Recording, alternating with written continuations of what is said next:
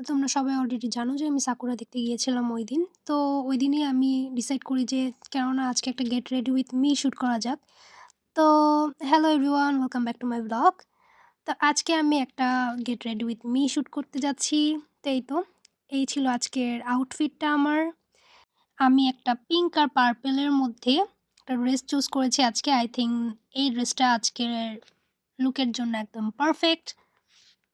ড্রেসটা একদম long floor touch ছিল। তো অ্যাট ফার্স্টেই আমি একটা লাইট ওয়েট ময়েশ্চারাইজার ইউজ করছি। যেহেতু এখনও ঠান্ডা ঠান্ডা ভাব আছে তো এটা একদম মাস্ট। তারপরে আমি ইউজ করছি সানস্ক্রিন, যেটা একদম না দিলে আমার কাছে পরবর্তীতে রিগ্রেট ফিল করতে হয়। ফেসে যাতে কোনো রকমের প্রবলেম না হয় তাই সানস্ক্রিনটা ইউজ করাটা আমি মনে করি একদম মাস্ট।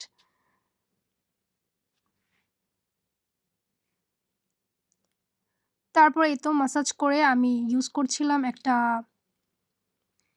Light coverage foundation. এটা ছিল W7 এর ফাউন্ডেশনটা। এটা আমি অল্প করে নিয়ে দেন এটাকে ব্লেন্ড করে নেব। আমি অতিরিক্ত ইউজ করিনি ফাউন্ডেশন, কারণ আমি একটা সিম্পল লুক চাচ্ছিলাম। এই লুকটা আসলে অতিরিক্ত হেভি মেকআপ ভালো লাগবে না।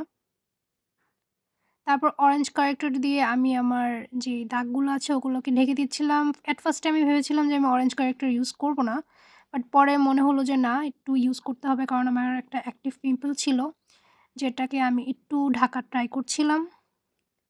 তারপরে আমি এটা দিয়ে ব্লেন্ড করে নিই। এরপরে আমি আরেকবার একটু ফাউন্ডেশন দিয়েছিলাম, যদিও ওটা ক্লিপ নেওয়া হয়নি। তারপর এই তো আই পমেড দিয়ে আমি আমার আইব্রোটা সেট করে নিলাম। তারপরে কনসিলার ইউজ করছি এটা। আইব্রোটা আমি ইউজ করেছি আইব্রো পমেড পোজো বিউটিরটা। আমি জাস্ট আই এরিয়া আর কিছুটা নোজ এরিয়াতেই কনসিলারটা ইউজ করেছি। তারপরে আমি একটা নুড টাইপসের শেড নিয়ে আমার আই এরিয়াতে অ্যাপ্লাই করব। আমি আজকের লুকটা খুব সিম্পলের মধ্যে চাচ্ছিলাম, তাই আমি অতিরিক্ত হেভি টাইপসের কোনো আই লুক করছি না। আপনার আই লুকটা যে কেউ করতে পারবেন, এটা খুবই ইজি ছিল। তো এই তো এখানে আমি একটা শিমার টাইপসের পিচ কালারের আসলে একটা শিমার টাইপসের ছিল আমার কাছে, ওইটাই আমি ইউজ করেছি আমার ড্রেসের সাথে ম্যাচ করে। তারপর এই তো আইলাইনার দিয়ে নিচ্ছি। আমার আইশ্যাডো লুকটা কিন্তু খুবই সিম্পল ছিল, অতিরিক্ত আমি দিতে চাচ্ছিলাম না, কারণ সাকুরার সাথে আসলে এই সফট লুকটাই ভালো লাগবে। তারপর আমি লুজ পাউডার দিয়ে সব সেট করে নিচ্ছিলাম। এটাও এসএ কর্পোরেশনের যেই লুজ পাউডারটা আছে ওইটা আমি ইউজ করেছি। W7 এর এই কন্ট্রোর প্লেটটা আমি ইউজ করছি কন্ট্রোর করার জন্য। আমি কোনো লিকুইডটা ইউজ করতে চাচ্ছিলাম না, কারণ লিকুইডটা একটু বেশি হেভি হয়ে যেত, তা আমি পাউডারটাই ইউজ করেছি।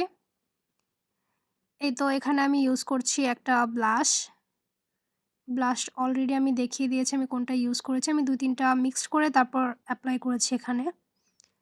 তারপরে ছিল মাস্কারা, দেন ইউজ করছি এই মেকআপ সেটিং স্প্রেটা। এটাও W7 এর ছিল। এটা দেওয়ার পরে আমার মেকআপটা সেট করে আমি নেক্সট স্টেপে যাব, সেটা হচ্ছে আমার লিপস্টিক। আমি আসলে লিপস্টিক দেওয়ার আগে অলওয়েজ লিপ লাইনার ইউজ করতে পছন্দ করি, তাই এখানে আমি ইউজ করছিলাম একটা ডার্ক ব্রাউন শেড। আমি আসলে পিঙ্ক কালার লিপস্টিক অতটা পছন্দ করি না, তাই এখানে আমি একটা নিউড শেড অ্যাপ্লাই করছিলাম।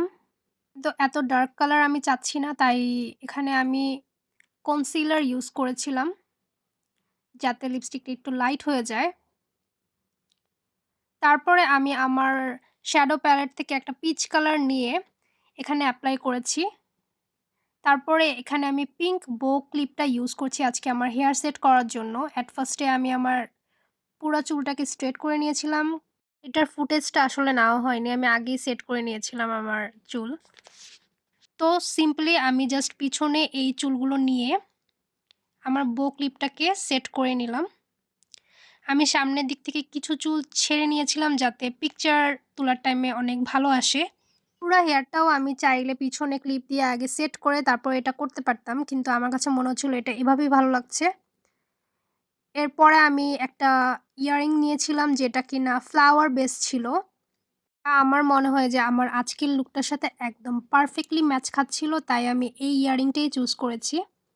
তো আমি আমার লুকটা খুবই সিম্পলভাবে চাচ্ছিলাম, তাই আমি ওভার কিছু আর করিনি। আমি এই স্যান্ডেল ২ টা ইউজ করেছি আজকের আউটফিটে। তো এই ছিল আমার আজকের ফাইনাল লুক। তো এমন ভিডিও যদি আরও দেখতে চান অবশ্যই আমাকে ফলো করে রাখবেন, লাইক, কমেন্ট অবশ্যই করবেন আর শেয়ার করতে ভুলবেন না। তো আজকের ব্লগটা এ পর্যন্তই ছিল। আল্লাহ হাফেজ।